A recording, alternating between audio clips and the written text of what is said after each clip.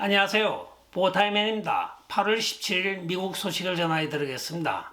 오늘의 첫 번째 소식입니다. 지난 3월에 발표한 도널드 트럼프 대통령이 이민 골드 카드 비자를 발표한 적이 있습니다. 즉 500만 불을 투자하면 미국의 시민권을 받을 수 있는 길을 열어준다는 것이겠죠. 이에 오늘 밝혀진 바에 따르면 약 7만 명이 지금 신청 중인 것으로 밝혀지고 있습니다. 물론 많은 비평가들은 과연 500만 불을 낼 사람이 1000명도 되지 않는다고 그간의 이야기를 하여왔으나 오늘 국토안보부 이민국에 따르면 7만 명 이상이 지금 신청 중이라고 밝혀진 것입니다. 도널드 트럼프 대통령이 이민 문제를 가지고 왜 이렇게 500만 불을 받느냐 하는데 많은 의문점을 갖고 있었으나 오늘 거기에 대하여 분명한 해답이 나오고 있습니다. 바로 도널드 트럼프 대통령이 지금 36조 2200억에 달하는 미국의 국가부채를 이것을 통하여 해결할 것으로 보여지고 있습니다. 많은 사람들이 비트코인과 같은 코인을 통하여 해결할 것이라고 했지만 그것이 아닙니다. 도널드 트럼프 대통령 측근의 발표에 따르면 약 1000만 명이 미국으로 500만 불짜리 골드 비자 신청을 할 것으로 보여지고 있으며 이것을 전부 다 더한다고 하면 50조 달러에 해당한다고 합니다. 따라서 36조 2200억 달러를 갚고도 13조가 넘는 금액이 남는다고 하는데 여기에 딱 한 가지 난제가 도사리고 있다고 합니다. 그거는 다른 난제도 아니고 해외에서의 난제도 아닙니다. 바로 미국의 국회의사당 때문입니다. 수많은 의원들이 과연 미국 국익을 위하여 이 법안을 통과시켜 줄 것인가 하는 것이 초미의 관심사로 떠오르고 있는 것입니다. 이민법은 연방법이기 때문에 필히 의회의 입법 과정을 거쳐야 됩니다. 행정명령으로 되는 것도 아니고 필히 입법 과정을 거쳐야 되는데 이 입법 과정에서 과연 타락할 대로 타락한 양당의 의원들이 자기가 먹을 알이 없는데 여기에 동의를 해줄지도 의문이기도 합니다. 아무쪼록 좋은 결과가 나서 부채 없는 미국에 대해 국민들이 잘 사는 나라가 되었으면 좋겠습니다. 다음 소식입니다. 트통은 판사 매수가 빈번하게 만연하고 있는 미국의 법조계를 비난하고 나섰습니다. 이렇게 판사들을 매수하는 행위는 일종의 좌파들의 최후 무기라고 하며 미국을 무너뜨릴 수 있는 방법 중에 하나라고 오늘 이야기를 한 것입니다. 트통은 오늘 판사 쇼핑이 전례가 없는 수준으로 만연하여 판사가 선택되는 순간에 그 재판의 결과가 예상되어질 정도라고 하며 사법부의 타락을 오늘 한탄하는 듯한 성명을 발표한 것입니다. 또한 급진 좌파는 이 판사 쇼핑을 통하여 그들이 원하는 것을 얻기 위한 마지막 무기로 사용하고 있으며 이 결과는 결국 미국의 붕괴로 이어질 것이라고 경고성의 발언을 하였습니다. 심지어는 일부 연방법원 경우에는 판사가 한두 명에 불과하므로 그 판사의 성향을 알아 그쪽에서 사건을 접수하게 되면 결과는 정해져 있다고 합니다. 즉 답정료가 되어버린 것이죠. 따라서 이러한 사법부의 타락을 오늘 경고성으로 일갈하고 있습니다. 기호에 맞는 판사들을 매수 또는 그 판사가 재직하는 곳에 일괄적으로 접수하여 그 시간대에 맞춰 배정을 받아 그 판사에게 미리 정해진 사건의 결과를 얻어가는 것이 좌파들의 판사 쇼핑의 작태라고 비난하고 나선 것입니다. 전 세계적으로 만연하고 있는 이 사회주의자들의 법조를 통한 결과를 조작하는 사건이 하루속히 건절되어야 될 사건이라고 이야기를 한 것입니다.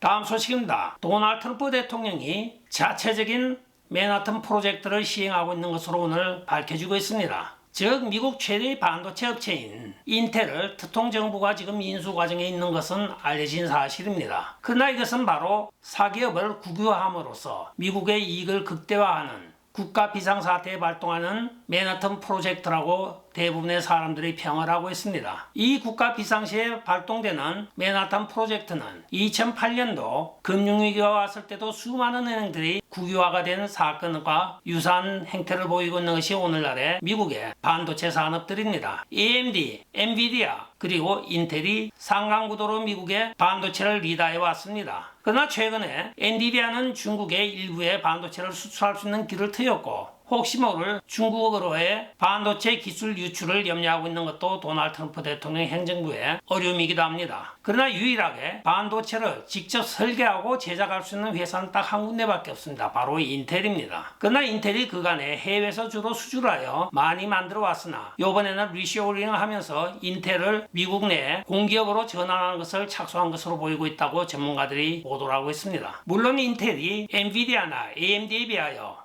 취입 성능에는 많이 떨어지는 것은 사실입니다. 그러나 이들이 자체 설계와 자체 제작을 할 수 있다는 점에서는 미국 국방부에서 갖고 있는 특별한 기술만 더한다고 하면 절대적인 우위를 차지할 것이라고 전문가들이 내다보고 있다고 합니다. 또한 이는 전략적 산업의 미국으로의 리쇼링의 일환으로도 보여지고 있으며 이로 인하여 앞으로 수많은 투자가들이 인텔 주식으로 몰릴 것으로 예상되어진다고 주식 전문가들도 이야기를 하고 있습니다. 이는 중국의 AI에 대한 적극적인 투자에 대응한 전략적인 판단으로 보여지고 있으며 이 AI 취입의 생산은 우주 경쟁이나 핵무기 경쟁만큼 중요한 것이라고 오늘 발표가 되고 있습니다. AI 과학자인 MIT의 AI 컴퓨터 과학자인 데이빗 브론딘이 이야기를 하고 있습니다. 또한 이번에 이러한 국유화 조치는 중국의 대만 침공설이 돌고 있으며 중국이 대만을 꼭 침공해야 되는 이유는 가장 큰 이유가 바로 TSMC의 칩 제조 기술에 있다는 것이 과학 전문가들의 평이기도 합니다. 이러한 전략적 보고서가 계속 나오고 있는 가운데 도널드 트럼프 대통령 행정부에서는 인텔을 국유화하는 작업을 하나하나 진행하고 있는 것으로 봐 전략적인 국유화로 보여지고 있습니다.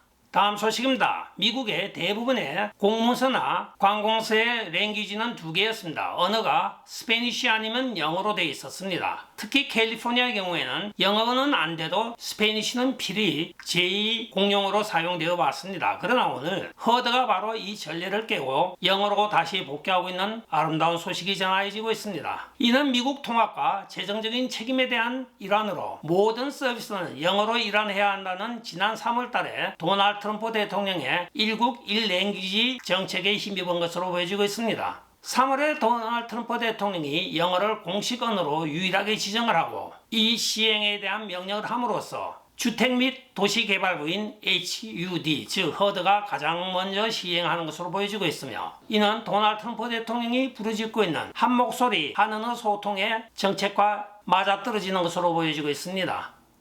다음 소식입니다. 국토안보부 산하인 이민세관 단속국인 ICE가 7월 초 인력 모집의 공고를 내자 약 10만 명이 오늘까지 지원서를 내었다고 전해지고 있습니다. 최근에 AI 열풍으로 수많은 인재들이 AI 산업에서 레이오프된 영향이기도 하지만 최근에 미국을 살리자는 젊은 사람들의 열풍이 불어 이렇게 국토방위에 자부심을 갖고 ICE에 많이 지원을 하고 있다고 크리스티 노엠 국토안보부 장관이 오늘 발표를 하고 있습니다. 그러나 한편 지난 목요일 LA 멀로비아 홈디포에서 IC 단속이 있자 과테말라 출신의 52세 한 남성이 그것을 피해 도망을 치다가 도망친 것이 바로 210번 프리웨이로 뛰어들었던 것입니다. 그는 차에 치여 즉시 숨졌으나 IC는 그 사실조차 모르고 있었다고 합니다. 나중에 사망 발표가 나온 이후에 알았는데 여기에 대하여 IC에 대한 많은 비난이 쏟아지고 있습니다. 그러나 IC 입장에서는 그 사람을 타겟으로 한 것도 아니고 거기서 16명의 불법 입국자들을 잡아서 구금 상태하는 과정에서 한 사람이 도망을 갔는데 쫓은 적도 없고 누군지도 모른다고 합니다. 어떻게 됐든 이렇게 미국의 불체자와 또한 기관 간에 쫓고 쫓기는 여러 가지 일들이 발생함으로써 안타까운 희생자까지 나오고 있는 실정이기도 합니다.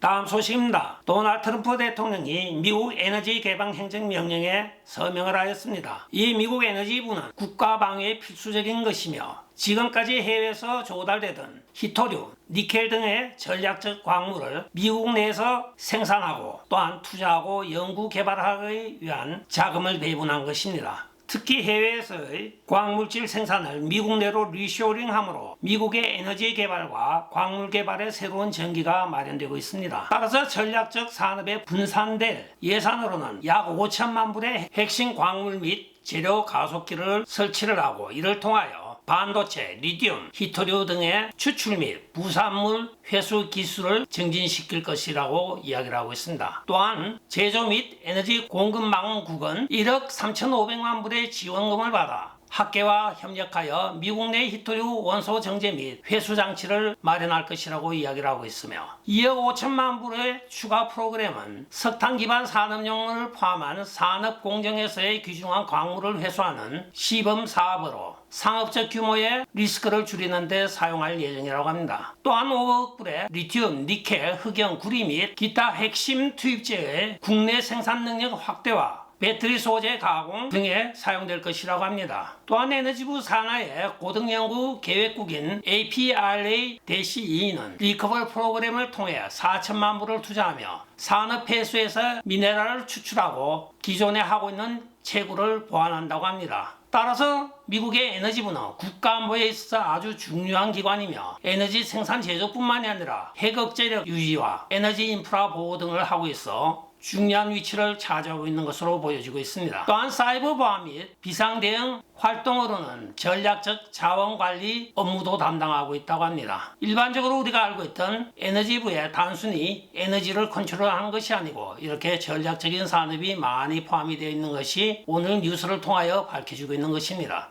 끝까지 시청해 주셔서 감사합니다. 지금까지 보타이맨이었습니다. 여러분 좋아요, 댓글, 구독, 알림 부탁드리고 안녕히 계십시오. 바이.